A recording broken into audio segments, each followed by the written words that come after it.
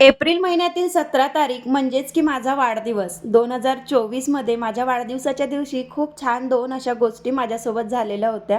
ते म्हणजेच की आदल्या दिवशी माझं चॅनल मॉनिटाईज झालं होतं, फुल मॉनिटाईज आणि त्याचबरोबर माझी जी ॲक्टिवा आहे तीसुद्धा मला मिळालेली होती. पण 2025मध्ये ना जसं मी लागली तसं मला असं वाटायला लागलं की हे 2025 नको आहे. पण असो, एक अशी गोष्ट घडली की त्या गोष्टीतून मी खरंच काहीतरी शिकली आणि ते गोष्ट मी नक्कीच तुमच्याशी जेव्हा मला सक्सेस मिळेल त्या दिवशी मी शेअर करेल. पण आजच्या दिवशीने मनामध्ये मला एक खरंच एक वेगळंच वाटत होतं की यूट्यूब जे आहे ते पूर्णपणे आपण बंद करूया.